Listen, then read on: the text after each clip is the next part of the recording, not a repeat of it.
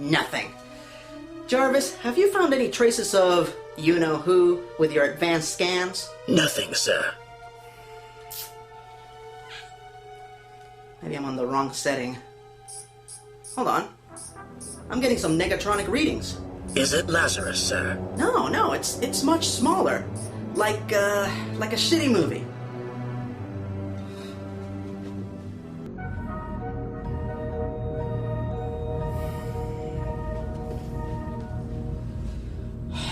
I'm about to have a very bad day.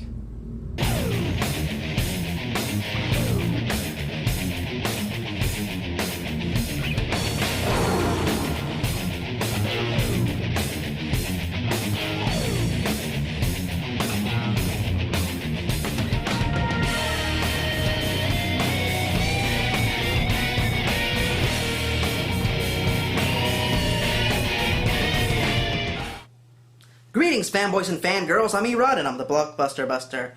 Back in the 80s, action movies ruled the box office, very much in the same way that comic book movies rule it today. But in 1988, one movie redefined the genre and changed the way action movies were made, and that film was Die Hard.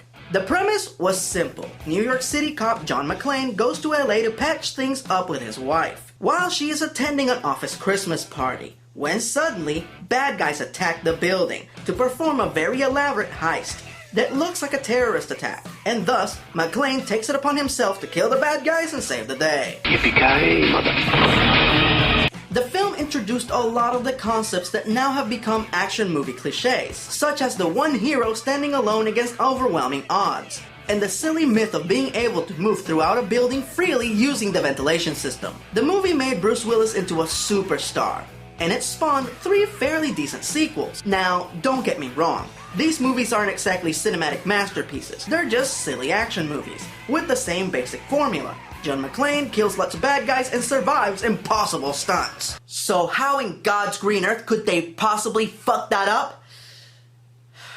We're about to find out, aren't we? Jeez. So our movie begins with, wait a minute, that's the title of the movie? A Good Day to Die Hard? Really? And the last movie was called Live Free or Die Hard. These are standard boneheaded action movies. Why did the titles get so damn artsy-fartsy? Do you remember when these movies used to have badass titles? Like Die Hard 2, Die Harder, and Die Hard with a Vengeance? What's the next movie gonna be called?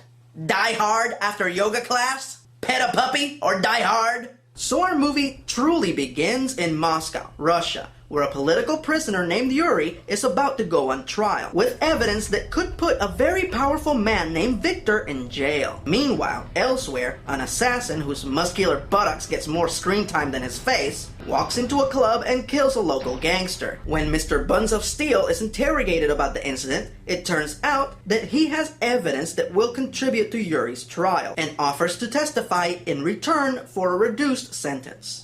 Now, I know what you're thinking. What in the name of Odin, Ra, and Zeus does any of this have to do with Die Hard? Well, as it turns out, the assassin, get it? Assassin? You know, because of all the close-ups of his... Never mind. It turns out that the, killer is none other than Jack McClane, John McClane's son. When John gets word, he decides to go to Moscow to help him out. Lucy McClane, his daughter, drops him off at the airport. Hey, Mary Elizabeth Winstead! Goodbye, Mary Elizabeth Winstead! I'm sure glad they didn't waste her talents on a stupid cameo.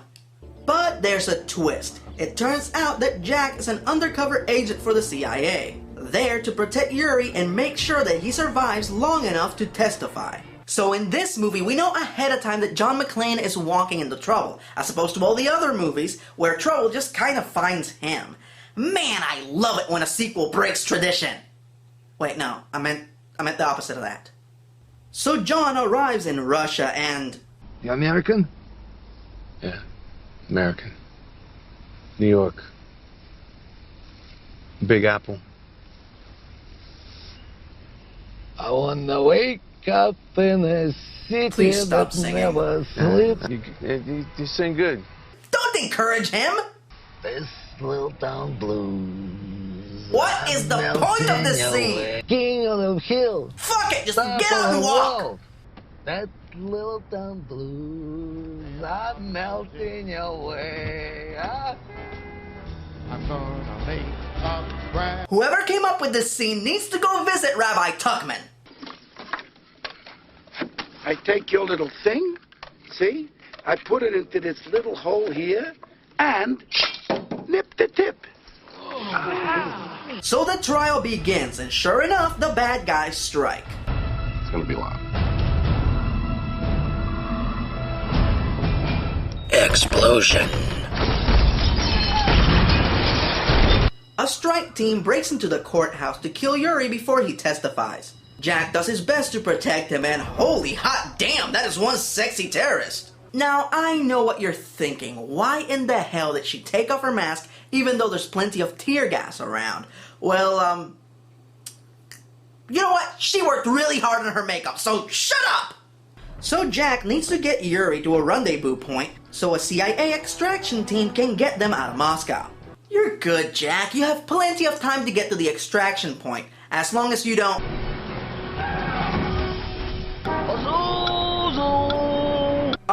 Are you serious? People are shooting at him, a building just exploded, and you stumble in like a senile old man wondering what's going on? Oh god, this is so embarrassing. Jack, just drive around him.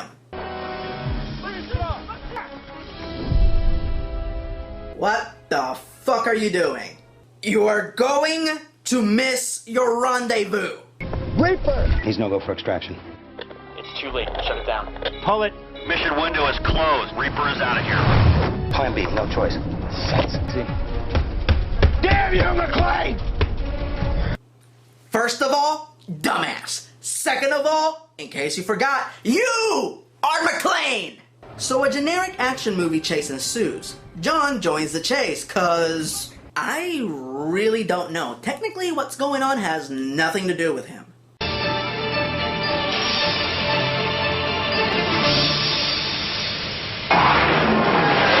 Moscow, Russia. The CIA is engaged in the middle of a very dangerous pursuit, when suddenly, a senile old man decides he wants to be a part of the action. Even when those involved with the chase send him a clear message that he needs to mind his own business. This confused motorist steals a second vehicle and continues the chase. This time, brutally murdering innocent drivers and causing incalculable collateral damage. The Moscow police decide they have had enough and proceed to show him that there is no escaping the long arm of the law. I'm Sheriff John Bonnell, and I can tell you that a high-speed pursuit is not a game, and it's not easy. It's life or death. So our heroes get to a CIA safe house. There, Yuri reveals that he has a file stashed away in a secret vault that will put away Victor for good. Yuri agrees to take them to the infamous secret vault if the CIA will allow him to pick up his daughter. They agree, so he calls her on his phone. Okay. If Victor wants you dead, that means he's looking for you. That means that he probably tapped your daughter's phone. Meaning that more than likely, you just gave away your position. Okay. Let's go. God, these guys are idiots. Alright, hold up. I need you to hang here a second. Keep an eye on him, John. When she was little, I was working all the time. I believed work was all that mattered.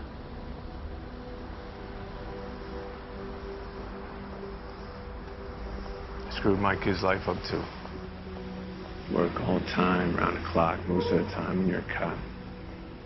I just thought that working all the time was a good thing, you know?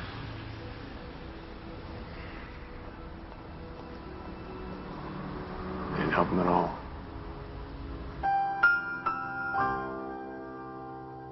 So the McClanes take Yuri to see his daughter, and hey, it's one of the terrorists from the beginning of the movie. Hello, she's the only one who took off her mask.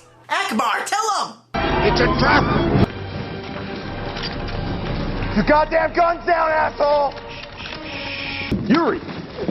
Do it! So Tweedledum and Tweedledummer are captured, right as they find out that Yuri's daughter was working for Victor all along. Yuri is taken away to lead the bad guys to the infamous file. The McClanes are left behind with this douche.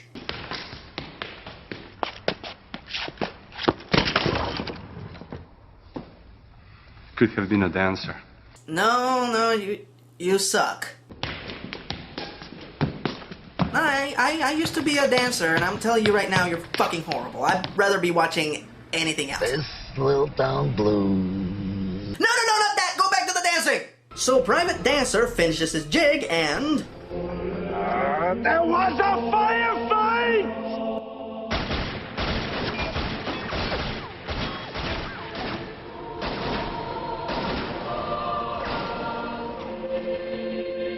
Look out for the chopper!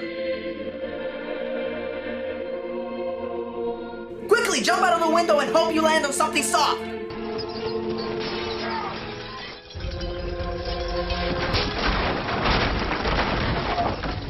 Damn! So as it turns out, the vault with the infamous file in it is located at Chernobyl, which is the location of one of the biggest nuclear disasters in history. Siphoned weapons-grade uranium, got greedy, caused a meltdown. There was no meltdown! There was an explosion, which caused a fire, which caused a radiation leak. So a nice warm glass of milk with a little Bosco in it. I don't even know what you're talking about anymore. Oh, just bond already so you can do your stupid logo thing. You alright? Yeah. We need a car. Attaboy. Back to work.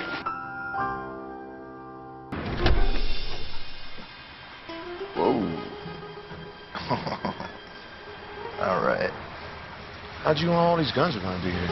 It's a Chechen hangout. Owner doesn't like guns in the clubs that these bozos leave them in their cars. Convenient! So the bad guys arrive at Chernobyl, where they use their radiation detector app to make sure that they should keep their hazmat suits on. Use a Geiger counter, you stupid shits! Even cartoons get this right. Lantern. Green Arrow's gone. And so's the Geiger counter. They find the vault that has the file in it, which has a higher concentration of radiation in it, and they spray away the radiation. They spray away the radiation. And now they're taking their helmets off. Okay, we need to get a couple of things straight here. Warning, science content. Hi everybody, I'm Nerdlinger, and I'm here to tell you why what you just saw in this movie is acky-doody.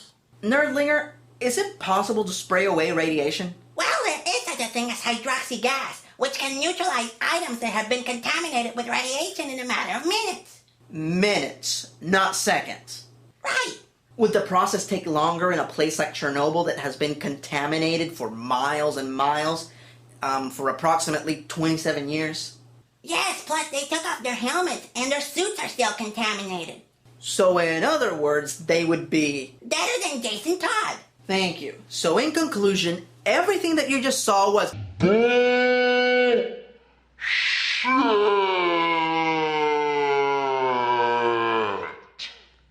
So our heroes drive to Chernobyl and wait, they're driving? From Moscow to Chernobyl is a 12-hour drive. You wouldn't be able to make it there in one night. So you failed at science, history, and geography. So, are we really going to Chernobyl? Yeah. The Chernobyl. The radioactive joint meltdown. It wasn't a meltdown! So the bad guys search the vault for the file when... Where's the file? No more games. Where's the file?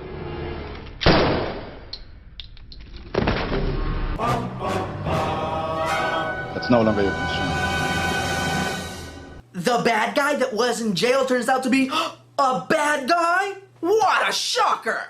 Yuri has Victor killed over the phone because he finally found an assassination service that delivers. And it turns out that the whole thing was a double cross, just so Yuri could get his hands on some weapons-grade uranium that was stored at Chernobyl. There is no way that they could produce weapons-grade uranium at Chernobyl because, you know what? The ignorant douche face that wrote this obviously didn't care to do research. Why should I care to explain it? I had a pretty good day. It's fun running around with you. I love you, boy. The McClanes show up and the usual shenanigans ensue. Junior goes after Yuri while Senior goes after Yuri's daughter. Uh-oh, Junior's in trouble. Oh, come on, John. Say it. Say it! Yippee-ki-yay, motherfucker.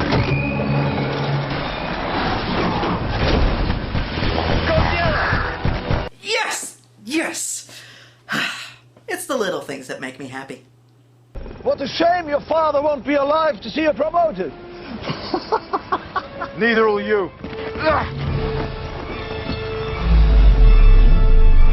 Oh, no. No. Hell no. You can't do that. That's the way Hans Gruber died in the first movie.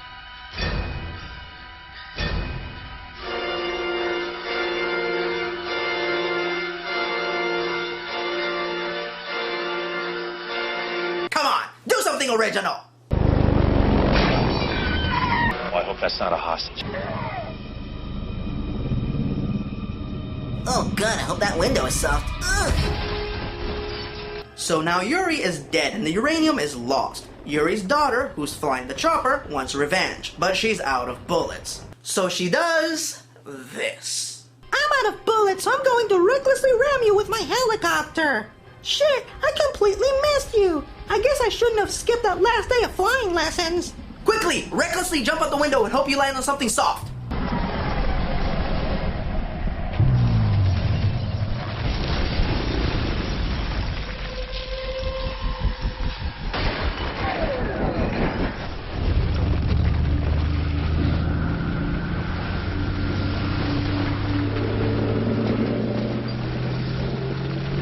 My feet.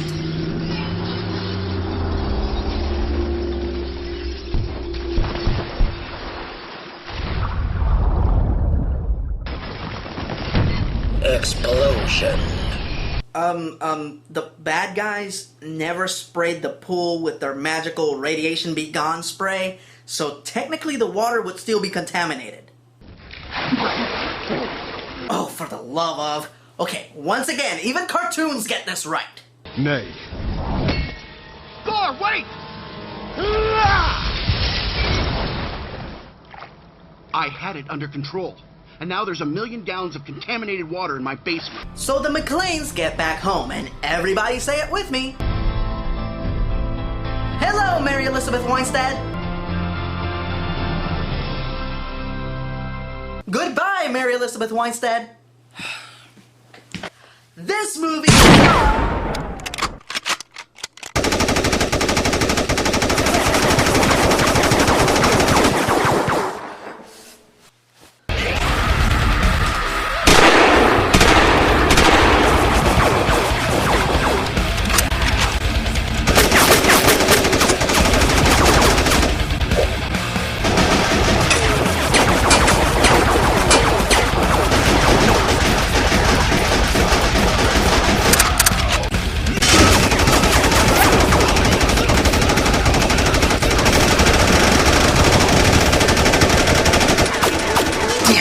saving these for special occasion.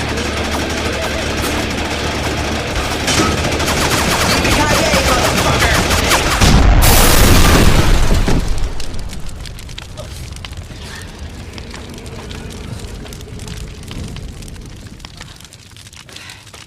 Man, it's a good thing She-Rod talked me into painting this place with explosion-proof paint, which, by the way, took several days to apply. So I have a theory, and my theory is this: that the person that wrote this movie either really hates the character of John McClane or he really hates Russian people. Cause I don't know what's worst. John being portrayed as a meddling, senile douchebag. What? Это Москва! Не будет станция! Да! Do you think I understand a word you're saying? for the downright disgraceful misrepresentation of Russia, its people, and its history. So if you're Russian and you're watching this, do me a big favor. The next time you see this movie, like displayed at a store shelf or maybe at a friend's house, just go up to the movie and give it the bird. Give it the fucking bird one good time and do it for me, but more importantly, do it for Mother Russia. So that was one busted, thousands more to go. I'm Erod, and I'm the Blockbuster Buster.